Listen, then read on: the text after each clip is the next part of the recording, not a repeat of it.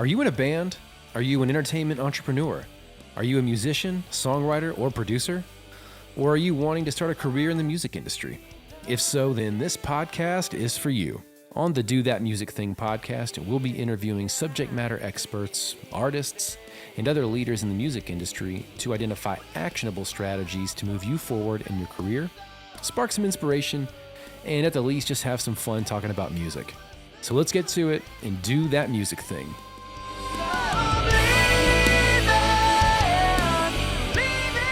Hello and good morning. Welcome to another awesome episode of the Do That Music Thing podcast, where we talk to individuals in the music industry, from artists, songwriters, managers, label heads, anyone that is willing to talk about how to move your career forward. And that's what we want to do. We want to provide actionable items for those looking to get into the music industry or those looking to enhance their already amazing career in the industry itself. So with me today is the wonderful UK-based country music artist and songwriter, Luke Flear. How you doing, Luke?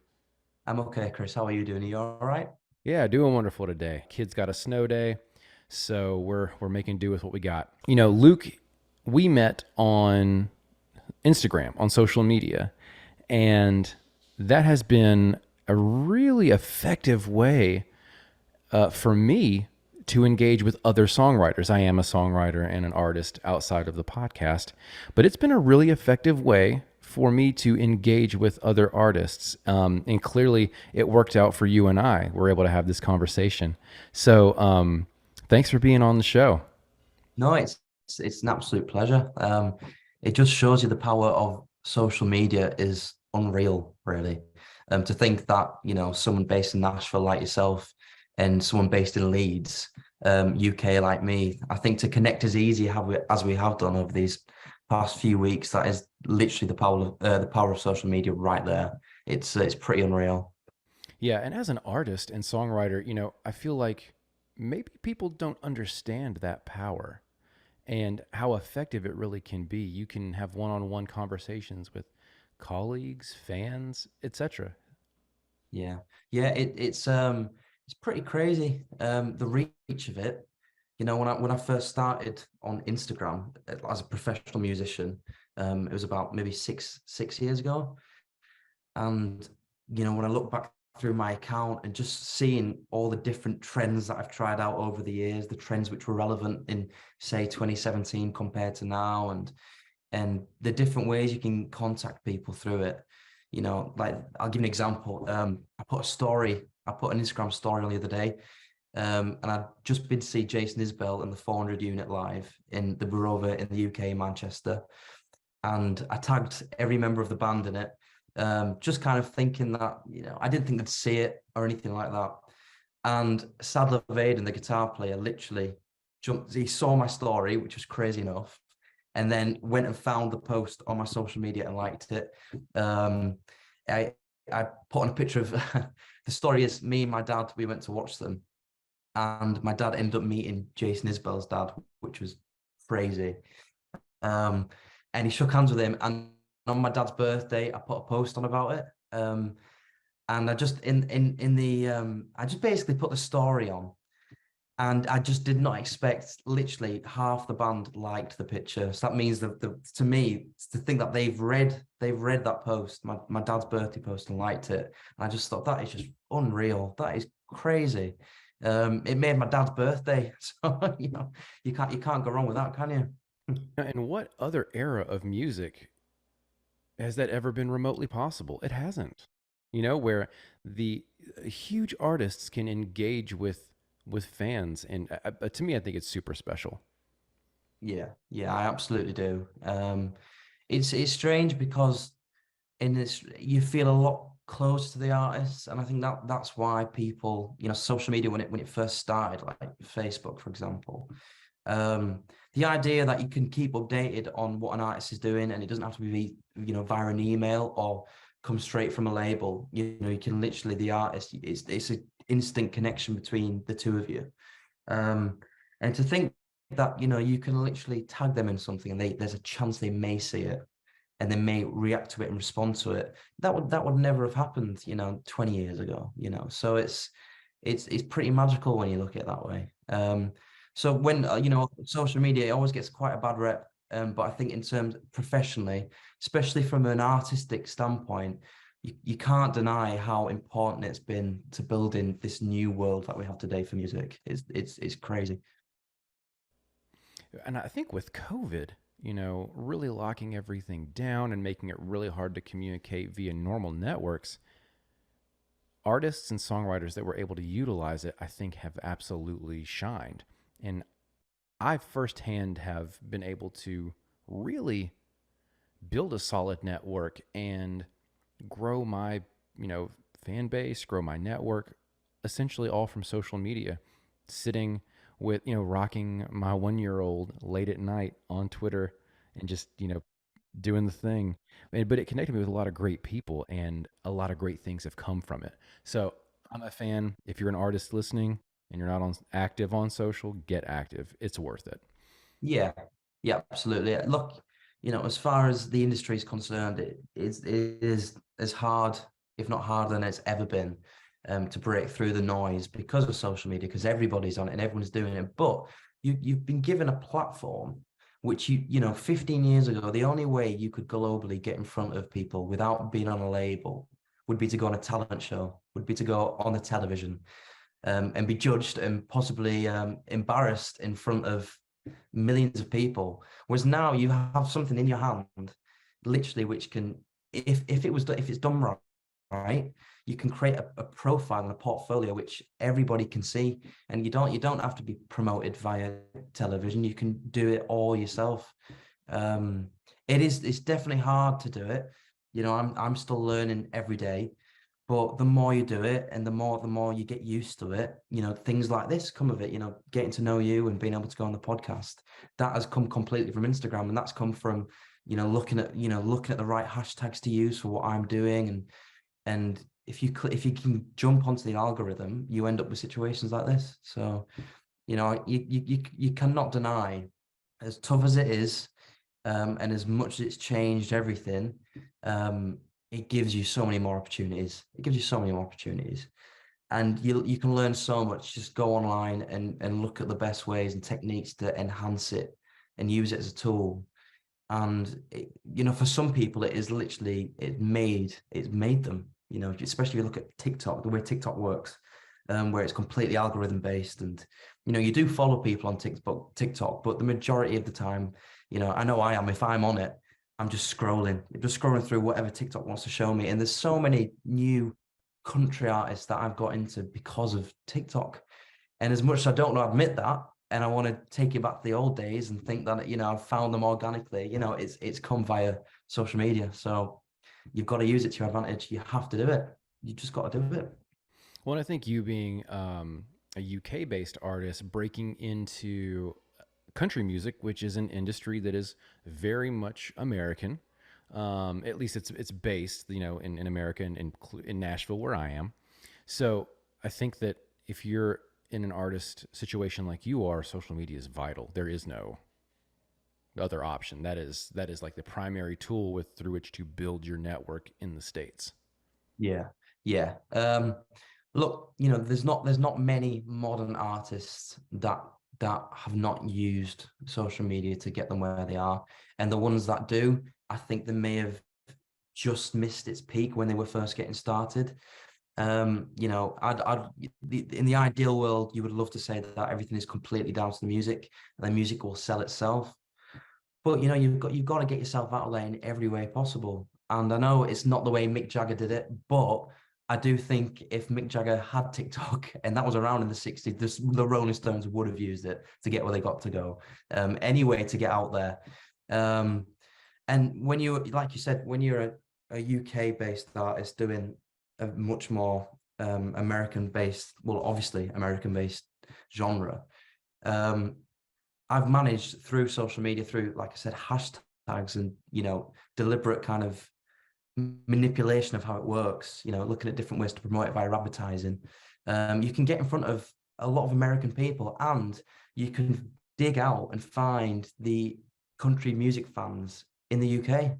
Now, when I first started doing this, I didn't realize how big the UK country scene really was. And then once I found it, and I found the heart of it. It's actually really great to see. There are so many festivals and writers' rounds which are very Nashville-like, and they're set up, so professionally, and they're done so well. And yet I wouldn't know they were there. You've got to really look for them. Being a UK country artist, it's hard, and I've not visited Nashville yet. My plan is to go there next year. For now, I just want to keep doing what I'm doing over here, keeping country alive in the UK, and hopefully, making it even more popular, which I think it is becoming at the minute. That is the aim for now, and then the dream would be Nashville, maybe in 12 months' time. That's the plan, I think. Well, we can't wait to have you. We'll show you some of that fine Southern hospitality. But let's talk a little bit about your story. How did you get to where you are today, and what has transpired to kind of propel you to where you are? Well, I'm 21 years old. I just turned 21 a few days ago, and I've been doing this since as long as I can remember. I was brought up in a very, very musical household. My dad was a classic rock enthusiast. That was my dad's thing. And some of my earliest memories are, I mentioned it in my song "Looks Country to Me." I mentioned the fact that I would grow up watching my dad's old MTV tapes. And I've got a clear memory of watching Bon Jovi Bad Medicine video when I was really young, and just sitting on the couch and thinking, oh, that's what I want to do. That I have to do that. Um, and it's one of those dreams which the older I got, I never moved away from it. I got more and more into it. I started drumming. I got a small drum kit when I was about 4 or 5.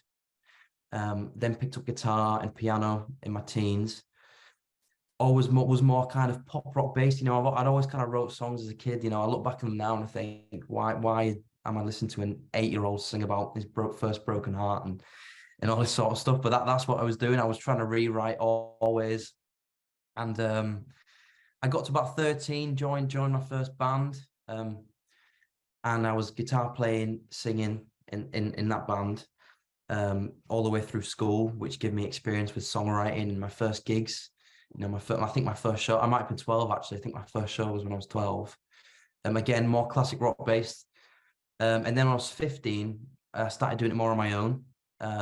So I would go out with my electric piano and my guitars, and I go busking and gig around England, and I do everything from supporting tribute bands to weddings and birthday parties, and just every gig I could get my hands on for experience. And started releasing music. And then about, I think it was 2 years ago now, I'd say, I've really fully discovered modern country music. I'd always loved country. My grandparents brought me up on, good old fashioned country like Johnny Cash and Kenny Rogers and Patsy Cline. And I'd always loved it. But I think I never really, because you're not showing it as much over here in England, it's just not in your face as much. I never really found modern country music. And I think I stumbled on Keith Urban, and I was like, what is this? I love the fact that it's Southern rock, and it's pop rock, and it's country, and it just had a vibe which I just really kind of identified with. And in a strange way, I'd always sang in more of an American accent. And it's not something, a lot of people, when they hear a UK country artist, they immediately assume that I'm really trying to almost do an impression. But look, if you look at some of the biggest British rock bands, they didn't sing with British accents. So if you listen to Robert Plant, Led Zeppelin, it's all blues based, which came from the South, came from South America. So I was brought up listening to that music. And Mick Jagger, another one, Rod Stewart. And then before, when I first started singing, that is just how I naturally sang. So when it came to developing a country style, I kind of already had a bit of a twang. And that was why I thought, you know what, let's just keep going. Let's just see how far I can go with it. And I wrote a country album, a 12-track album, last year, and recorded it myself. I played all the instruments on it. And then I thought, right, I want to see if I can break into the UK country scene. And I released it last summer. And it's kind of, all things have gone pretty well since then. I'm booked to play a lot of the UK country festivals this summer. I've done some writers rounds, and I've got to know a lot of fellow UK country artists, people that are involved in the industry country wise. And it just opened my eyes up to the fact that actually, like I said before, country music is very much alive in England. It's not the big machine that it is in America, obviously, but it's definitely alive and well. You just have to really look for it. And as of now, I'm still, I'm really motivated to keep just pushing and seeing what comes really. So that's my story up until present day. That's where I am with things now. I love and I hope that the UK does to country music what they did to rock music. And what I mean by that is you have a very American folk based people's music like the blues. Well, it makes its way over to the UK, post World War II. And then people like Paul McCartney, John Lennon, the guys in the Stones, gosh, who else? Eric Um, Clapton. Eric Clapton, Cream. Yeah, like uh, they heard that and interpreted, and we got some of the best rock music ever made. So, what I'm hoping is that we kind of get a same resurgence of UK based country music that kind of transcends and makes it, a big thing as it did in rock music. That would be my ideal. Yeah. Well, I definitely, just in the years that I've been involved in country music, which, like I said, I'd say like maybe the last 2 years, um, I've seen the growth over here has been pretty huge. Um, I think a lot of it is down to artists like Luke Combs and Morgan Wallen, because they've got so big where you are. It's impossible for it not to travel over here. And I've definitely seen more and more country artists. There's not a lot of male country artists. There's a lot of female country artists over here. There's not a lot of male as of now, but I am definitely seeing a growth. And I would love for that to happen. I would love for us to kind of take country music on and make it our own and make it charting music over here. And then coincide with having more English artists in the American charts as well. Because there are really very few that there's been Australian artists over the years and Canadian artists, but there's never really been any English country artists that have gone on to have chart success in America. And I'm hoping this will be the new resurgence, like you said, like it was for the blues. Because that period of time is crazy already, because you're right.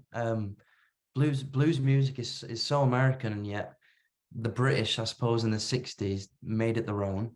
And then it became popular in America again.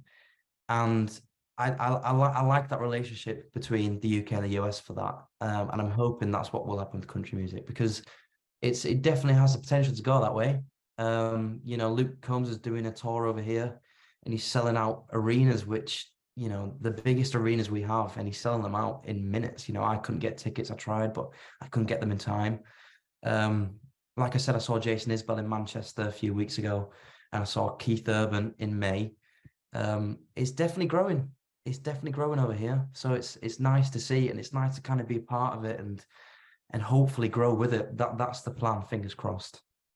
I think we need more relationships built between US country artists and British country artists. I think that's going to be essential for the growth.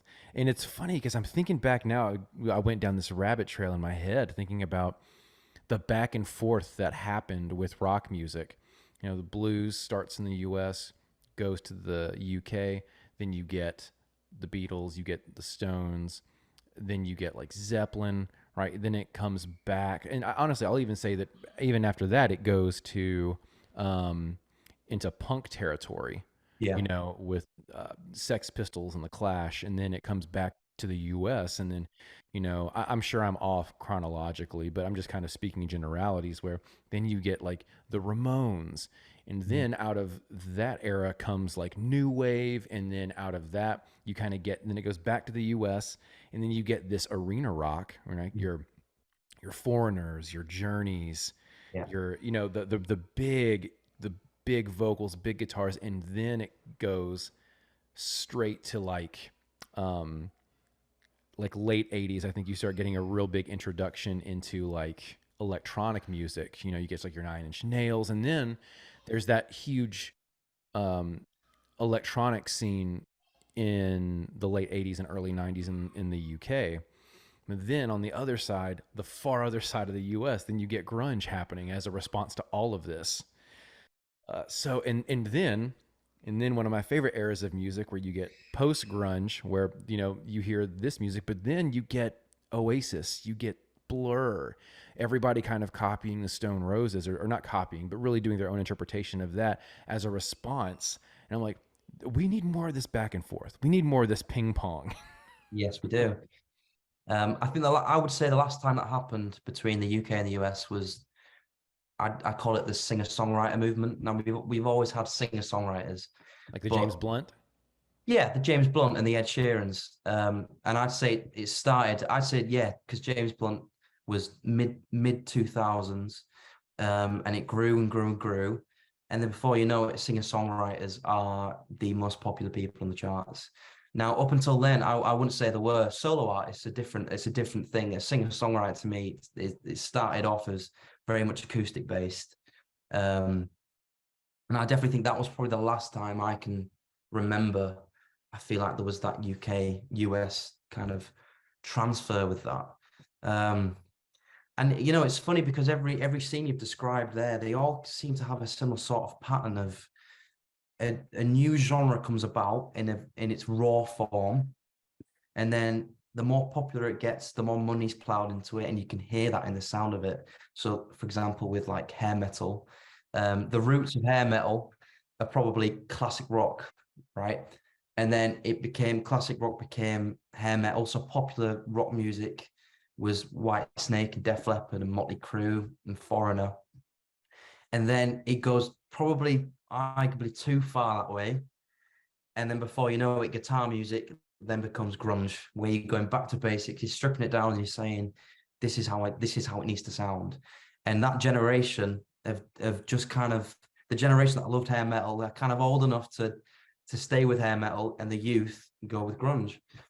And I'm very intrigued to see it with country music, if it's going to be quite a similar thing, because I definitely think country at the minute it's not a bad thing, but it's definitely becoming, I suppose the difference is now is that there's so much recorded music getting released that if you want to listen to traditional country or really hip hop based, for example, country, you can find them both. But I definitely think commercially, Nashville has a sound right now that is very, very highly developed. And I'm intrigued to see if there's going to come a point where it gets stripped down again and people maybe get bored of the glitz and glam, or maybe they don't. It's definitely a different world to what it was in the 80s. When Garth Brooks came and took over, in which was late 80s, and then in the 90s was when he really took the world on. I definitely think that little moment in country music is what pumped it into mainstream, and then after that you have Shania Twain and Keith Urban and whatnot, kind of coming out of that era. And I do think with like Morgan Wallen getting as big as he is at the minute, it might be a similar kind of thing where it's going to plow it into the mainstream completely. And then I'm intrigued to see what comes off the back of it. Yeah. Absolutely. And my interpretation of how country music is developing currently is evident in Hardy's latest record, Yeah. Yeah. where the first half is country and the second half is a rock record. Yeah. And what I'm hoping for is that direction kind of takes off. Mm-hmm. I know that Morgan Wallen is releasing like a 38 song album or something insane. Yeah. Yeah. And I think that if we can start to move towards that direction, where I think it lands, as you were saying, kind of a response to that is, well, let's take that back to the core. And when you hear modern country mixed with rock music, well, you take that to its raw core. Well, that's Leonard Skinner. That's Allman Brothers. That's ZZ Top. And if that's where country lands in the next 10 years, I will be a very happy man. Yeah. Yes. Yes, I agree with you. It's funny. I listened to Hardy's album, and there's so much fusion going on in country music at the minute, which is refreshing because there's a lot of music in the charts at the minute, which I think is very safe. It plays it with a straight bat. I know in the English charts, I feel there is. You know, I've got nothing against that music, but I just think there's not a lot of risks being made by a lot of artists that may be starting off with taking risks, and then were maybe, you know, told or directed, or maybe they felt musically that was the way they wanted to go. I don't know, but I think with country there is a lot of risks being taken, and you can definitely hear that in like Hardy's album. I've listened to Morgan Wallen's new songs, and they're all so different. I mean, you've got you know, the three that he released today. You've got a traditional country song in there. You've got a more hip hop based country song. You've got kind of a more rock based country song. Um, but then you also have artists like Luke Combs who have got a style, and people love that natural traditional style so much that you're always knowing what you're going to get with Luke Combs. And I love that as well. I love that when you put that album on, it just sounds like Luke Combs the minute it starts. And the songwriting is so unreal. Um, and I like that you have artists like Morgan Wallen and Luke Combs in the charts that are so different and yet still doing as well as each other. So it shows you that, you know, there's so many different audiences within a genre like country. It's inspiring for a young artist like myself who is always looking for more inspiration. And I feel like I found my sound. But you know, when you come down to sitting and writing an album, you try and listen to so much different stuff and incorporate so much of it into your music because it inspires you, and you never want to feel like you're just going down the same road all the time. You want to keep evolving. um, and I think country is in a good place, but like you said, if it did go back to Lynyrd Skynyrd, I would have absolutely no problem with that either. Absolutely. Yeah, and I don't want those comments to sound like I'm being negative towards the current state of the genre because I think it's in one of the healthiest places it's ever been realistically when you have all of these different types of people writing and co-writing and mixing genres. It just makes the genre more popular and it makes it more accessible. And that's one thing, you know, I'm a rock guy at heart. I think that that's where rock kind of has its almost limits.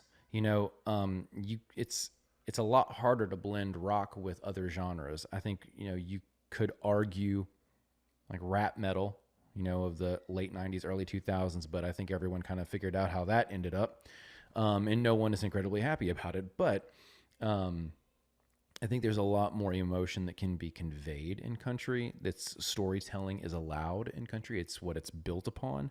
Where, as in other genres, you don't really have that opportunity to tell a story in a song. It's almost like you're conveying an emotion, or you're trying to relate your emotion to the listener's emotion. You know, with rock music, it's a lot of it, and a lot of stuff that I like to listen to is it's angry. It's very angry music, but that's the part of me that relates to that. You know, that type of music. Whereas in country, it's so much more accessible because it's quote unquote normal people talking about everyday normal things that everyone experiences.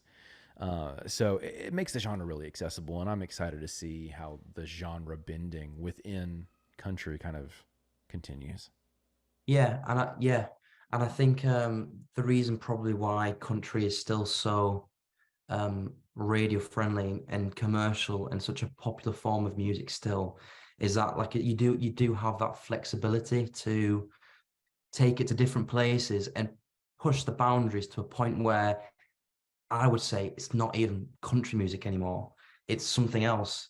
But if you label it as country, and you brand it the right way, you can still just about get away with it. Whereas with rock, um, maybe the audience of rock over the years wouldn't be as happy with those kind of changes being made. I think because rock music at its best is so good, and so pure. If you go back to like 60s and 70s classic rock, um, too much too much growth and too far one way. And I think a lot of listeners would go, no, that's not rock. Real rock and roll is dead now. That it will never revive. But it is. It's just it's different. Um, Whereas with country, I do think there's a bit more of an allowance to do a little bit more with what you want from it. You know, there never seems to be any uproar. No one ever gets angry when Morgan Wallen releases a song, which to me can sound more like Post Malone than it can country music. But no one would ever compare George Jones and Morgan Wallen, whereas you still hear people comparing AC/DC and modern rock artists. And, maybe that's where the problem lies with rock music. My heart has always been, I started out with rock, and I take a lot of rock into my country sound. The album's very kind of rock blues based. There's some, I'd say, proper rock ballads on the album, but you put a banjo on it, and you make it more of a story rather than a convey of emotions. You storytell, and it fits more as a country style. Um, but I like that I can do that and call it country. Whereas I know that if I put a banjo into a rock song, but still called it a rock song, the rock audience probably wouldn't appreciate it quite as much. Um, so it's hard, it's hard. I do think for rock music, there is, if there's slight more acceptance from certain listeners, it could maybe evolve and finally get back into the charts where it should be. Because I definitely think there's a place for commercial rock music again. Rock should be as popular as it once was, and I would love to see that happen for the genre. I'm sure you would as well. Um, but when artists like Hardy, a few, they're putting it together, I think it's brilliant because you're going to have rock fans listening to it and you're going to have country fans listening to it. So, you're opening it up for a nice fusion because at the end of the day, take genres out of it, it's just music. It's just music. And there's certain songs on that album where it goes fully scream. And that's not country, but it's done so well that you just can't not love it. It's brilliant. It's brilliant. Talking about the US and the UK relationship, just in music in general, two artists that I've kind of discovered personally, I know they've been around longer, over the last, we'll say, 2 or 3 years, Yep. they have redefined modern rock music and they have irritated a lot of classic rock fans, which is kind of funny. But Yeah. those two people are Machine Gun Kelly, MGK, and Yeah. then Youngblood. Youngblood, of course. I absolutely adore and fell in love with Youngblood. I'm like, this guy is doing rock music essentially from like the early 90s, Yeah. updated, sound, updated drums. But he is, to me, he is like the male equivalent to a really, really angry Alanis Morissette. And I loved it. And people ate it up. Yeah. And the chatter around his brand was just so, well, that's not real rock music. And I'm like, well, what's not real rock about that?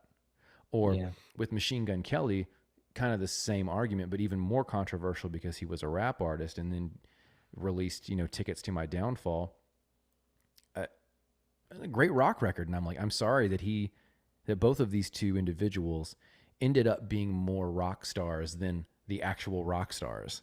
And Yeah. their personalities are larger than life. Their records sounded really great. And love them, hate them. There is that division. And I think that you're right. I think you're onto something that within the rock community, there is so much division. Yeah. I mean, you've got your hair metal folks, you've got your arena rock folks, your classic rock folks, your 60s rock people. Yeah. Um, you've got your grunge, your punk, and Yeah. none of them really like to play in the sandbox together. No. Yeah. But in country, you really only have two camps. You have classic country and you have modern country. And really, Yeah. that's it. And Yeah. sure, they'll butt heads a lot, and you've got people doing new takes on classic country like Sturgill Simpsons and um, Charlie Zach Childers. Zach Zach, Bryan. Is that yeah, his Zach Bryan, Zach yeah. Bryan? So you've got people taking a more classic approach, uh, but I don't feel like they're being, you know, negatively branded for it. They're being praised for it, Yeah. which I think is great. So there's this interesting split in rock music that doesn't really exist in country. And I think that that is one of the cool reasons why you can genre bend in country easier than rock music, which is just weird when you think Yeah. about it. Yeah. Yeah. I agree. Yeah. And I think when you look at what was classed as, even if you just go back to the 90s, for example, um, and you look at what was popular country music then. So let's say someone as world changing as Garth Brooks. So someone who brought records and saw more albums in that time period than Elvis did in America. Um, and there were a lot of country music fans at the time, which would have seen him as kind of too poppy. Um, But when you look at the development from Garth Brooks to say the biggest country artist now, you would not believe the development. Whereas I think when you look at the way rock went, to say the biggest, say let's say the biggest band of the 90s for rock would maybe have been Nirvana. Um, it kind of just after the kind of Nirvana and then early 2000s alt rock period, it kind of just seemed to tail away. And then, like you said, there's divisions now where you can't, you're either grunge or you're hair metal or you're classic rock, and none of it is the same camp. Um, none of them, you can't pair them up because I feel like there would be uproar for doing it. But actually, it's rock music, and it's like you were saying about like Youngblood earlier. If it has attitude and electric guitars, and you're putting a point across via distortion, then that is the basics of what rock is. Youngblood is from Doncaster, so he's only really a few miles from where I grew up, and it's great to see someone with a rock attitude from the UK managing to break across in the US, and that's nice to see. Like you said, it's probably not celebrated as rock as much as some might think it is, but it's still doing well, which gives me hope. There's another band called the 1975 that are from Manchester, and that to me is just 80s popular music, but it's more refined and it's probably got a little bit more precision to it, and it's very well done. And I watched Matty Healy, who's the front man, and he's a front man. To me, he's a front man in a very old fashioned rock front man way. He won't often have the guitar in his hand. He comes on stage in a suit and he divides people by doing strange things. And that's to me, I think modern music is missing stuff like that. As much as I love classic singer songwriters, just getting up with an acoustic guitar and delivering a set, I don't know. I think there's just so much more I can go with it. And I think a lot of the people who really love music like that, if they were turned to other music and saw that it can be done in other ways, maybe that would be more popular. I don't know. But it could be very different in the US. I think because there's so many artists in the US. I suppose what's popular doesn't have to be what's on Hot Billboard 100. You look at some of the biggest country artists, and they probably still don't make it into the top 10, but because they're on country radio, they're still massive. Whereas we don't have an equivalent of that over here. We don't have a country radio. I mean, we've got like rock radio, like Planet Rock, for example, but it's not got its own chart kind of world. You don't make it on rock radio. It's just radio. And if you've not made it on that, then rock and roll must be dead. That's kind of the outlook, which is a shame. Right. But yeah, it is good to see artists like you mentioned, artists who literally come from down the road for me. And you're sat there in Nashville, and you're hearing it, and that's good. That's good to hear. We just need to do the same thing with country. That's how we have to follow the same thing. We need that to happen now, because I'd really love to see UK country artists getting the attention that they deserve for sure in America. It's hard enough over here, but it will be appreciated much more in America, where country music is celebrated so much. It'd be great to see that happen in the next 5 years, I think. Well, I think if we can kind of continue to build relationships with artists now that it's possible via social media, that I think that is not out of the realm of possibilities. Yeah. And especially as things like co-writing become more digital, and people can produce music with each other across long distances. But kind of shifting the topic to co-writing and songwriting, what does that look like from a European perspective? What does that look like from a UK perspective? It's the idea of Nashville being this place where you go and it's all about connecting with other musicians, and the heart and soul of Nashville is writing and recording and performing with as many musicians as you can. We don't really have an equivalent of that in England. There's places where music is thriving, if you go down to London or Manchester. But that idea of writing with other people and it being completely about the art, I don't think we have an equivalent of that. So when I first started doing my research and speaking to people like yourself, and a lot of what you spoke about was co-writing. I've never written a song with anybody but myself. Apart from when I was like younger and in bands and stuff, where we would, we'd write riffs and we'd write lyrics together. But the idea of actually sitting down and, going somewhere like Nashville just to sit down with as many people as you can and write music, we don't have something like that over here. So I'm trying to do as much co-writing as possible. I've just started co-writing with a few fellow country artists over here.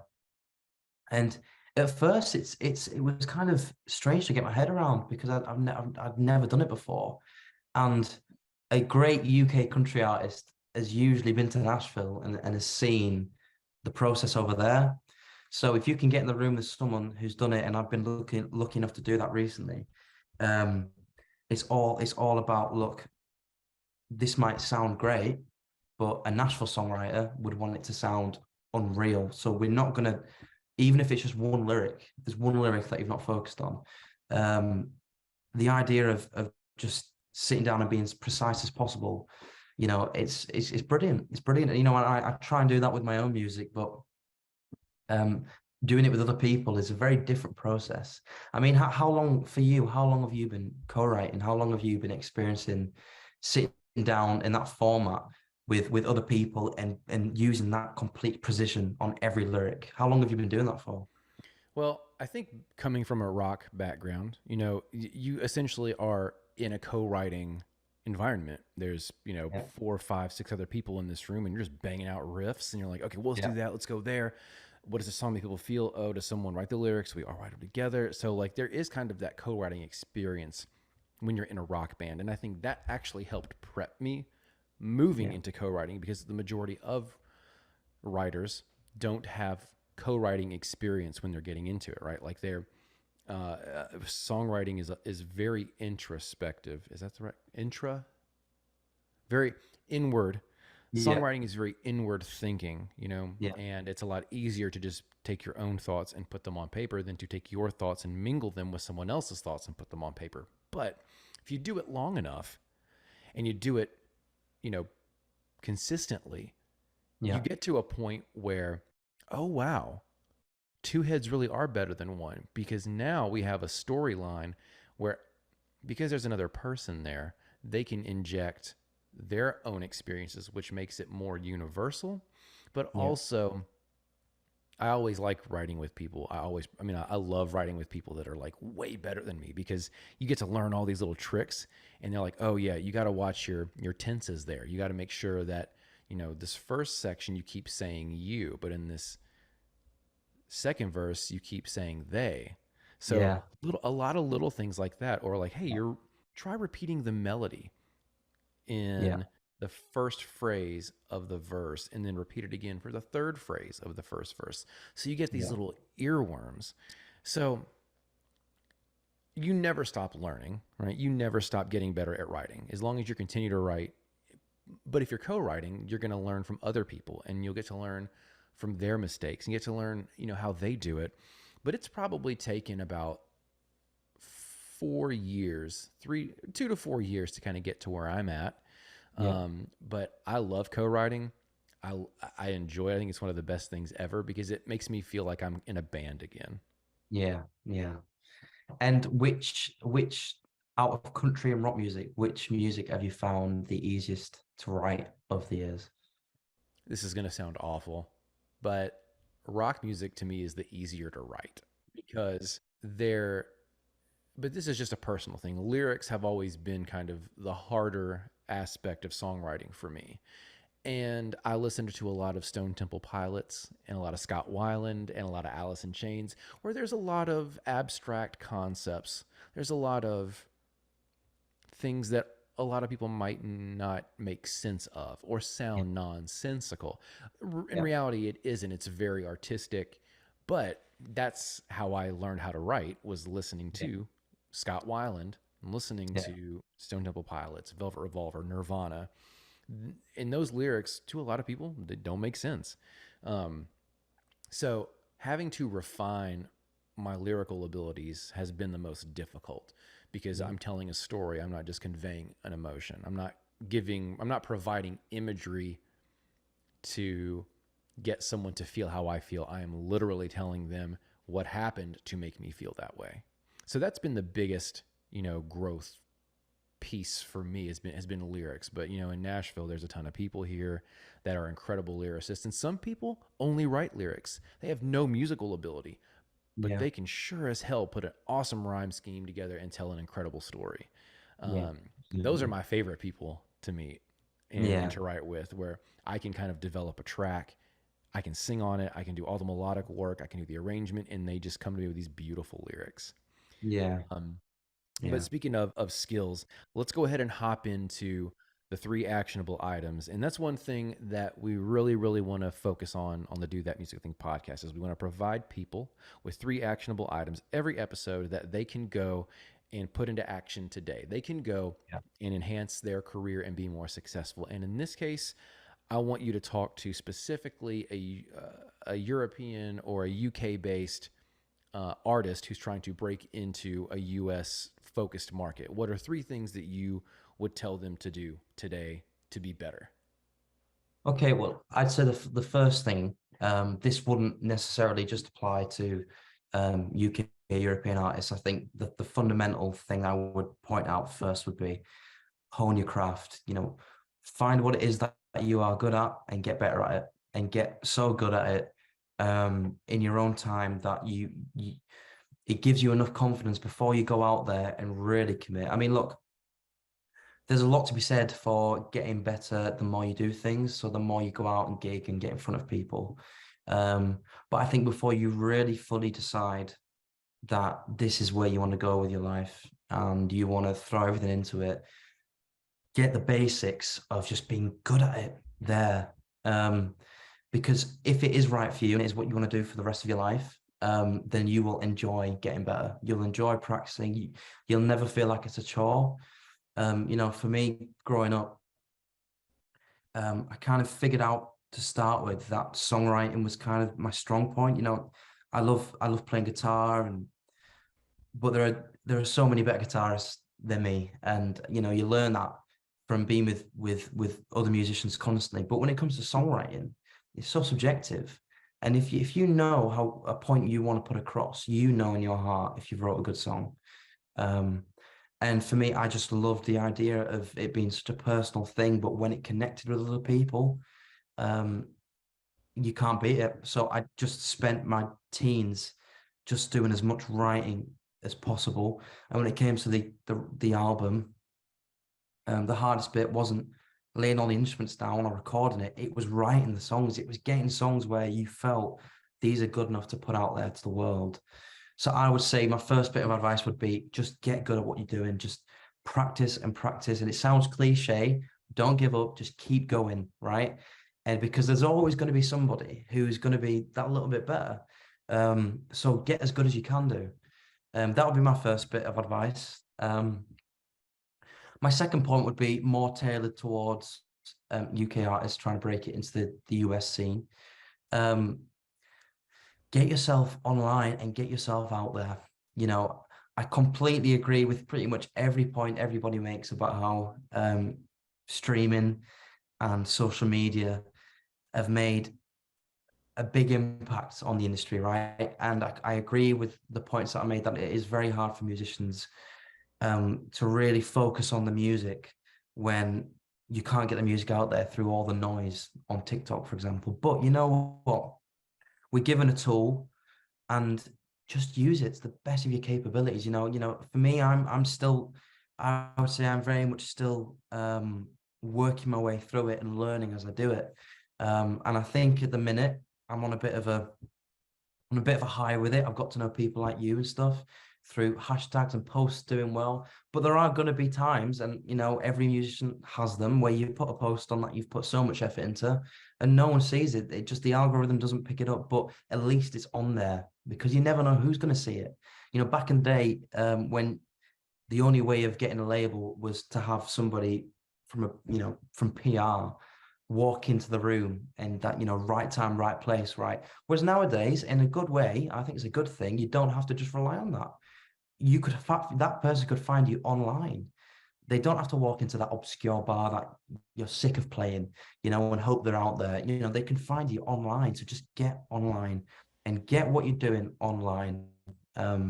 It's hard, it takes a lot of effort, and it can be pretty demoralizing. But at least it's there. And you're out there then. You don't need a label, you don't need loads of money. You're online for somebody to find you. So that would be my second bit of advice. The first bit would be get good at what you're doing. Second bit would be, if you're good at what you're doing, show other people it. My third bit of advice would be, if you're going to be a UK-based artist trying to break into, say, the country scene, you need to know exactly where it is you want to take it. It'd be very easy just to say, say, I'll give you an example. If you're a bigger artist who has a consistent audience listening to you, you can afford to change every album. David Bowie, every album, different thing, different genre. He broke boundaries, everything. But I think when you're starting out, you need to be sure of yourself because you're growing a brand. And people at first want to get to know you as a brand.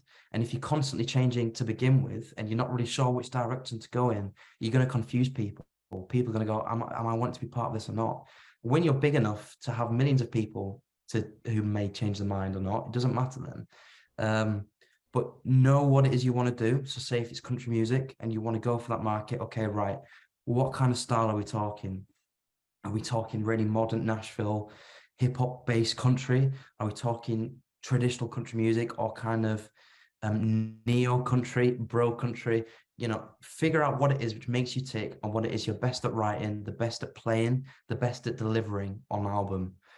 Find that and just do that. Create a brand. Make it easy for people to know who you are and what you're about. So the minute they click on your Instagram or the minute they walk into that bar and they see you on stage, they know, right, okay, I know exactly what to get from this guy. This guy offers this. Offer a bit of everything. Show people that you're lenient. But the people who are going to listen to your album, the people who listen to Zeppelin 1 and Zeppelin 2 knew it was blues rock. It was classic blues rock. Then once Zeppelin 2 had come out, when they wanted to release the third album, they could say, okay, we're going to change it now. We're going to go a bit more folky, quite country at places, kind of southern acoustic rock. But they could do that because those first two albums showed the world who they were. That would be my advice. So get good at what you're doing, get yourself out there and know exactly what it is you want to push. That's the advice I'm following at the minute. Hopefully in 5 years' time, it may have come off and we'll be sat on another podcast and I'll be able to stick to my word. But yeah, those are so far, those have proved to be essential to me. Knowing what you're about and just honing your craft, getting better and better and always leave yourself room for improvement. Don't just stay put. Well, Luke, that is some exceptional advice, not just for folks in the UK or Europe. I think it's incredible advice, across the board. So, Luke, thank you so much for joining me on the Do That Music Thing podcast, and can't wait to get you on here again. Thank you. Thank you very much, Chris. I've really enjoyed it, and we need to do it again for sure. I've been talking with your devils lately. Thanks for listening to this episode of the Do That Music Thing podcast. To learn more about me, the host, Christopher Faust, you can catch me online at christopherfaust.com, on Instagram at chrisfaustmusic, or on Twitter at chrisjamesgtr. If you'd like to be a guest on the Do That Music Thing podcast, please feel free to email me at chrisfaustmusic@gmail.com. If you're a fan of the show, head on over and leave us a 5-star review. Thanks for listening. I'm Chris Faust. Let's go do that music thing.